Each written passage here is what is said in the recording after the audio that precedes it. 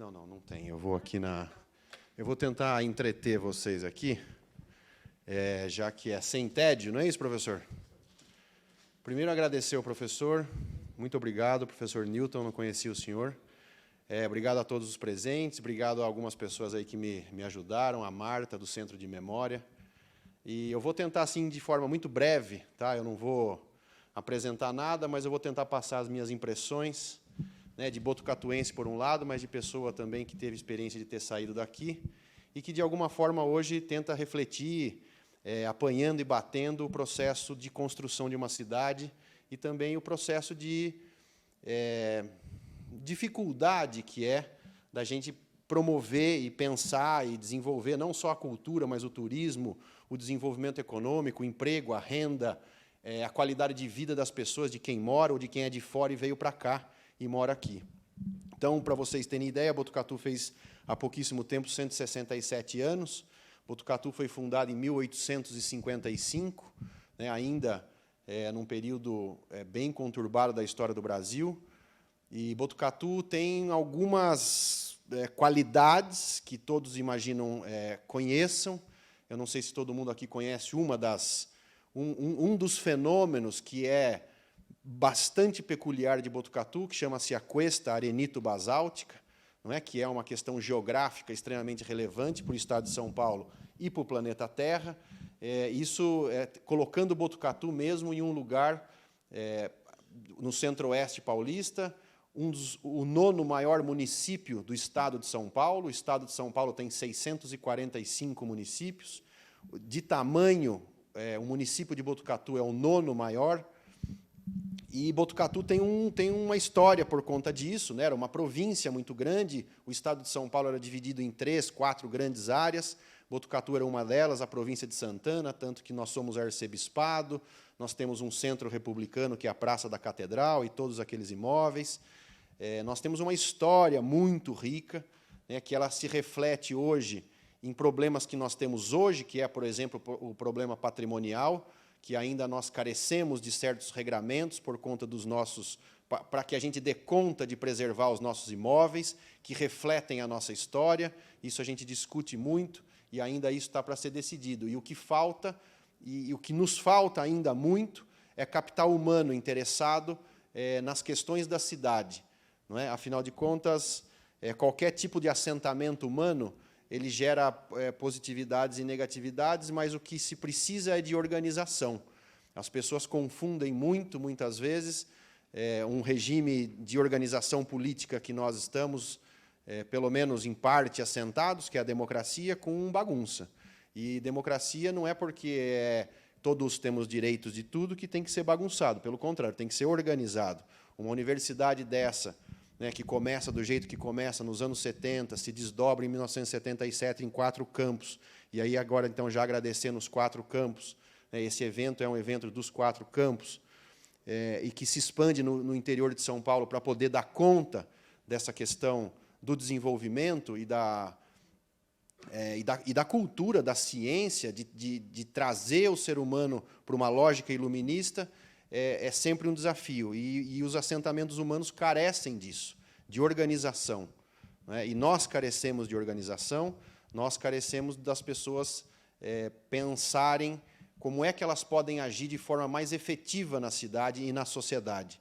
Né? A questão da cidadania, eu estava ali pensando como é que eu poderia contribuir com vocês em relação a falar um pouquinho aqui da minha experiência e da experiência nossa, né, à frente da Secretaria hoje do Meio Ambiente, Desenvolvimento Rural e parte do turismo, mas é a questão da cidadania, talvez, que permeie tudo isso, não só a cultura, não só as artes, né, mas também a questão da administração pública.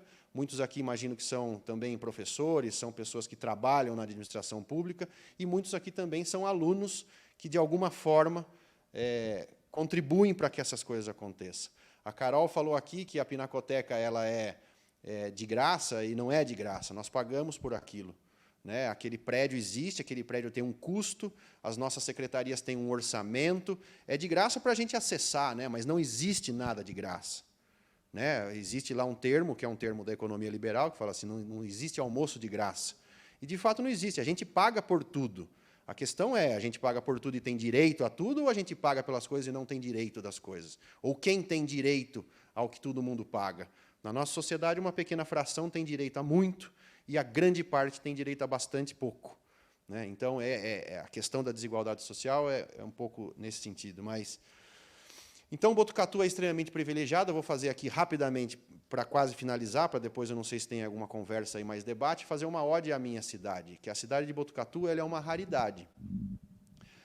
Hoje, esses dias atrás, teve uma briga na Câmara Municipal por conta de que a gente estava regulamentando uma lei em um determinado local da cidade, que é o manancial de água, da onde a gente retira a água para poder beber e abastecer a cidade. Botucatu inteiro é um manancial. A cidade de Botucatu foi assentada em cima de um manancial. Ali atrás do Cantídio, do Hospital Psiquiátrico, ali são as nascentes do Lava Pés. Bem atrás do Jaú Serve do Tanquinho, ali é a nascente do Rio Tanquinho. Quem mora ali perto do Vale do Sol, ali são as nascentes do Água Fria e do Vale do Sol. Quem mora ali atrás, perto do Espásio Verde, aqui atrás de Rubião, ali são as nascentes do Antártica. Todos esses rios eles se juntam lá embaixo na rodoviária. E é por isso que alaga a rodoviária. Porque a rodoviária sempre foi um lugar de alagamento e de confluência de 4 ou 5 bacias hidrográficas.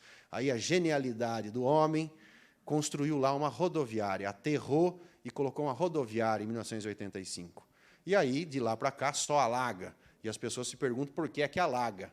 Ora, se a gente tivesse um pouco de visão holista para as coisas, para como é que as coisas acontecem, a gente repararia de forma bastante simples o que acontece. São os fluxos das coisas em relação aos fixos, né? As coisas que estão fixas e como é que os fluxos acontecem em relação aos fixos. Então, hoje... E por que a ode a Botucatu? Botucatu está no centro-oeste do estado de São Paulo, o estado mais rico da América do Sul. A região mais rica do estado de São Paulo é o centro-oeste paulista. Botucatu fica entre 2 rodovias, 2 eixos rodoviários de extrema importância, dentro de uma lógica ainda rodoviarista, aonde tudo se entrega, se chega ou se sai por caminhão, uma vez que nós destruímos as estradas de ferro, que foram a nossa fonte de economia na época do café.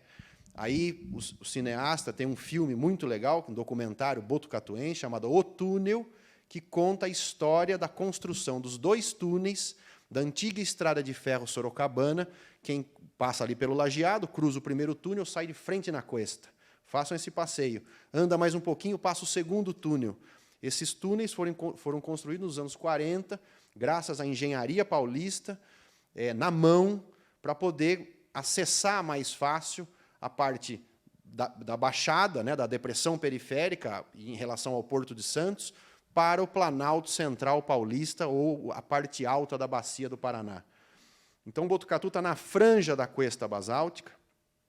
Nós temos 2 biomas, nós temos um bioma Mata Atlântica, que é esse bioma que fica na frente da cuesta, por conta dos ventos mais úmidos, e nós temos uma área de cerrado, que é a parte mais para cima um pouco. Essa região nossa aqui já é uma região de cerrado, porque aqui é uma região de desertos mais recentes. O que é desertos mais recentes? 50, 60, 70 milhões de anos atrás. E à frente da cuesta tem aproximadamente 220 milhões de anos. Então, quem vai nas cachoeiras de Botucatu, quem já foi aqui na Cachoeira da Marta, no Parque Municipal Cachoeira da Marta, vê lá aquelas rochas pretas, aquela rocha é basalto, magma, lava vulcânica. Embaixo daquilo ali tem um grande deserto.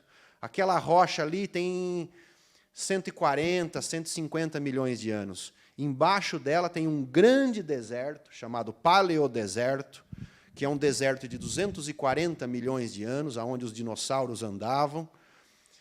Quando ainda o planeta, quando a Pangeia existia, os continentes eram juntos, os continentes começam a se separar. Durante 60 milhões de anos existe um processo de vulcanismo por fratura, os mares começam a avançar, começam a sair, a lava vulcânica cobre esse grande deserto, que hoje é a Bacia do Paraná, Paraguai e Uruguai, e em uma determinada região, veja a rareza, em uma determinada, e somente nela, No centro-oeste paulista, nós temos um fenômeno geológico desta época, que grandes dunas de areia, onde o magma, durante esses 60 milhões de anos, não encobrem. Então, se vocês pegarem um corte, a bacia do Paraná inteira é coberta de lava vulcânica, aí ele tem uma fratura, uma ruptura, onde a gente vê o deserto. Quem descer aqui, é só descer ali para a Estrada da Indiana, andar no trilho da Sorocabana, vai ver os paredões de uma rocha chamada arenito.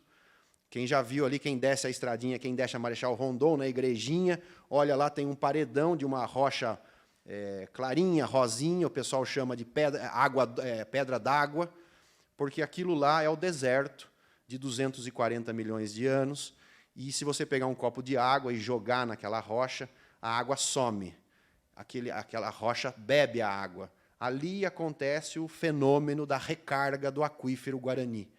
E é só nesse lugar que a recarga acontece. Então, todas as águas das chuvas que caem em cima de Botucatu, elas escorrem pelas cachoeiras, pelo basalto, que é impermeável, e bate nessa rocha lá embaixo, e é sugado para dentro, porque o arenito é uma rocha sedimentar. É uma rocha, pequenas partículas que formam um grande deserto, é uma esponja de água. Então, o aquífero Guarani não é uma piscina embaixo da terra, ele está dentro do deserto, ele está dentro de uma rocha, ele anda por pressão dentro da rocha, e ele se estende até o final da bacia do Paraná. E é aqui nessa região, Botucatu, Brotas, na região da APA, que acontece o fenômeno da recarga. Se a gente polui a água aqui em cima, o aquífero Guarani bebe água poluída. Aí Ribeirão Preto vai tirar a água do aquífero e está tirando água poluída. Por que a gente precisa fazer uma represa lá no Rio Pardo, ao invés de tirar a água subterrânea? Porque não se faz poço de alta profundidade em área de recarga de aquífero, porque senão você prejudica o próprio sistema de recarga e todos os outros assentamentos humanos que recolhem essa água através de poços profundos. Então, aqui a gente deu a preferência, por isso que hoje, a partir de 2014, quando nós tivemos a maior crise hídrica da história, nós praticamente ficamos a 2 dias de ficar sem água, e sem água, todos sabem, acaba a vida. Nós preferimos, estrategicamente, fazer um barramento para poder guardar mais água, para que a gente possa ficar mais tempo sem chuva. A represa do Rio Pardo, imagino que muitos de vocês devem ter escutado falar, é exatamente para isso. Nós, até ontem, tínhamos uma caixa d'água de 1.000 litros, agora nós estamos construindo uma caixa d'água de 100 mil litros. Para que isso? Porque nós sabemos, e a Sabesp sabe disso, apesar de, aqui não sei se tem, mas apesar dos que negam a questão das alterações climáticas, da interferência do ser humano na lógica do planeta, nós vamos ter cada vez mais tempos de muita chuva e muito mais tempos sem chuva. Então, uma barragem é para que a gente consiga ficar mais tempo sem chuva. E é para isso que serve essa barragem, para que a gente possa continuar vivendo na cidade. Botucatu não é uma cidade que tem, como nós estamos muito alto, nós estamos a 840 metros do nível do mar. Se vocês descerem ali para Laranjal Paulista está a 550. É por isso que nós temos o grande potencial paisagístico que nós temos quando vocês vão ali na base da nuvem, quem já foi no Pé de Peixe, quem já foi na Aracatu, na Pedra do Índio, ou atrás do ginásio municipal. Aquela paisagem é por conta dessa diferença de altitude que nós temos aqui de cima, do topo do Planalto Paulista, da Bacia do Paraná, em relação à depressão periférica, que é a parte mais baixa. Então, essa é uma das rarezas, 2 biomas. Outra rareza, metade da água da chuva que cai do abençoado céu nosso, metade vai para a bacia do Tietê e metade vai para a bacia do Paranapanema. O estado de São Paulo tem 3 grandes rios, o Paranapanema, o Tietê e o Rio Grande. Botucatu fica no meio entre o Paranapanema e o Tietê. Então, se você pegar aqui e vai para Vitoriana, você chega lá no Tietê. Se você pega aqui e vai ali para Paranapanema, você chega no rio Paranapanema, que depois você vai chegar lá depois na represa de Avaré. Então, Botucatu é uma cidade estratégica em vários sentidos. Botucatu hoje encontra-se no final da sua 2ª para a 3ª revolução industrial. Nós tivemos uma primeira, que foi a Revolução do Café, que produziu, através da imigração dos italianos, uma série de potencialidades, por exemplo, uma delas as indústrias Blasi. Quem não conhece, ali na Floriano Peixoto, tinha as indústrias Blasi, eles faziam máquinas de café, a parte da metalmecânica das máquinas e a parte da marcenaria das máquinas. Quem desce atrás ali da Floriano Peixoto, para baixo ainda a fábrica existe lá. A fábrica ainda está lá, a família fechou a fábrica, e se você entra na fábrica, ela está como ela fechou. Tudo está lá dentro ainda, inclusive os estoques. É uma coisa bastante curiosa, bastante fechada por conta da família, mas está tudo lá ainda. E aquilo foi o momento onde a indústria de Botucatu relacionada ao café teve o seu primeiro surto. O segundo surto é depois dos anos 60, quando a universidade começa, quando o Estado de São Paulo começa a falar assim, nós precisamos investir para fora da capital, né? Sai a lógica só da USP, enquanto ainda é universidade, mas o Estado de São Paulo começa a querer impulsionar o desenvolvimento para além, para o seu território, inclusive enquanto estratégia de ocupação do território e de capacitar as pessoas para que as pessoas possam. E aí, então, a gente começa a ter as universidades, a gente começa a ter uma estratégia de como é que a gente faz as cidades acontecerem, para o bem e para o mal. Quem conhece ali aquele bairro Santa Elisa, atrás do shopping, uma das áreas ainda mais pobres da cidade de Botucatu, aquele loteamento é dos anos 70, final dos anos 60 para os anos 70. Uma tentativa de se induzir economicamente através do parcelamento do solo. Nunca deu bom isso. Porque o parcelamento do solo, pouquíssimas pessoas ganham, e você onera muito a máquina pública, porque ela tem que levar a infraestrutura cada vez mais longe. O segundo para terceiro surto econômico de Botucatu acontece nos anos 70, 80, que é o momento das indústrias, que começa com a Caio, principalmente, e com as indústrias de metalmecânica que se aglomeram no entorno para poder dar conta dessas grandes empresas, a Hidroplast, as grandes empresas que se alocaram nessa região, e depois vem o polo industrial, e nesse momento a gente começa a ter a descoberta por parte de pessoas que são apaixonados e amantes, o turismo. Como? Através do famoso Enduro da Cuesta. Quem que já ouviu falar aqui do Enduro da Cuesta? Eu era moleque, a turma pegava as motos, pichava as motos com lata de tinta, cada uma cor, e caía para a Cuesta. Intuitivamente, vira um lugar altamente de altos e baixos, dificuldades, etc., e começaram a andar e fazer trilha, organizar eventos. E, por um lado, positivo, por outro lado, negativo, porque isso depois, nos anos 90, já começa a ser visto como uma coisa complicada e prejudicial para o meio ambiente, tendo em vista que o lugar é extremamente sensível, etc., etc. Hoje, nós, inclusive, temos uma lei que determina o que pode e o que não pode em relação ao off-road.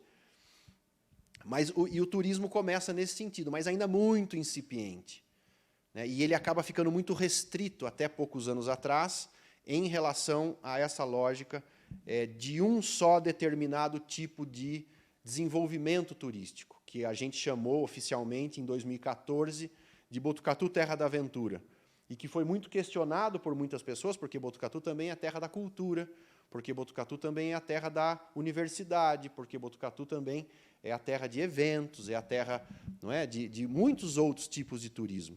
E ficou muito fechado nessa questão do turismo da Terra da Aventura, até que, há 2 anos atrás, 1 ano e meio atrás, nós lançamos, com a professora Roberta Sogaiar, Botucatu Apaixone-se, que aí é uma cidade que você pode vir curtir aventura, mas você pode vir curtir observação de pássaros, que você pode vir curtir música na praça, que você pode, né, visitar a Pinacoteca.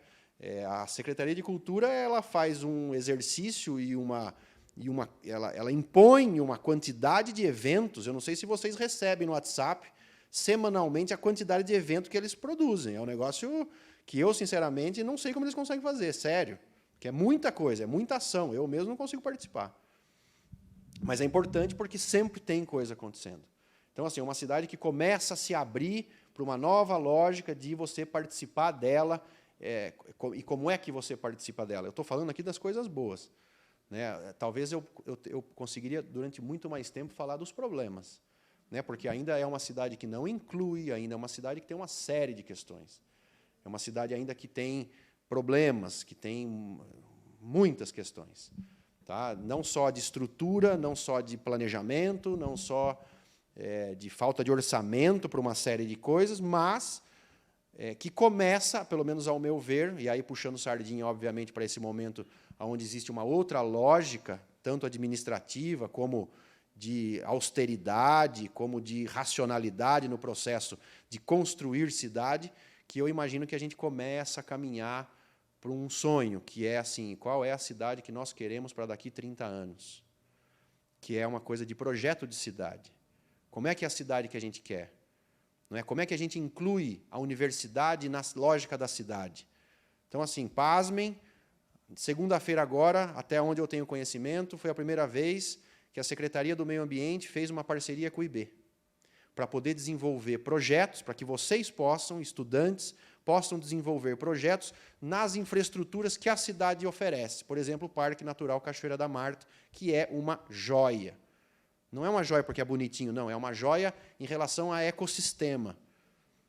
Não é? Ele é a área de recarga de aquífero, ele tem duas, só na Marta tem 2 cachoeiras de 35, 40 metros. Do lado tem as 3 canelas de 35, 40 metros, e um pouquinho mais do lado do Aracatu tem mais 3 cachoeiras de 35, 40 metros. Então, nós temos complexos de cachoeiras naquela região, que só isso, em qualquer lugar do mundo, seria uma potência, mas nós não temos ainda nenhuma pousada.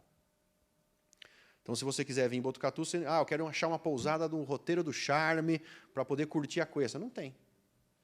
Não tem uma pousada com a vista do Pé de Peixe. Não sei quem conhece o Pé de Peixe aqui. O pessoal de Pardinho já está saindo na nossa frente nesse sentido. Por que nós não temos uma pousada? Porque a gente não fez as regras ainda. Então, assim, as estratégias do desenvolvimento ainda estão olhando para a gente e falando, viu, vocês não vão nos pegar? Vocês não vão realizar? Isso está acontecendo, né? Então, assim, Botucatu vale a pena. Imagino que todo mundo que... Eu só escuto isso, eu nunca escutei alguém falando, não gostei de Botucatu. Botucatu tem um PIB per capita alto. Esse terceiro, quase terceiro ciclo industrial, ele acaba, e aí, nos anos 90, começa um ciclo de serviço. Botucatu é uma cidade muito rica, porque é uma cidade universitária, e é uma cidade que tem muito serviço. Então, é uma cidade que ela tem o PIB per capita dela de 25, 30 mil reais. Então, por isso que é uma cidade que você não vê gente morando na rua, que você não vê pobreza. Hoje em dia, a gente já começa a ver gente pedindo nos pontos, mas eu nunca tinha visto isso desde... a gente começa a ver isso porque isso é um cenário Brasil, que a estrutura inteira está afundando. Ainda assim, é uma cidade que você anda tranquilo, você larga a chave do carro, as pessoas largam a porta aberta. Né? Tem problemas? Tem, nós estamos no Brasil, mas...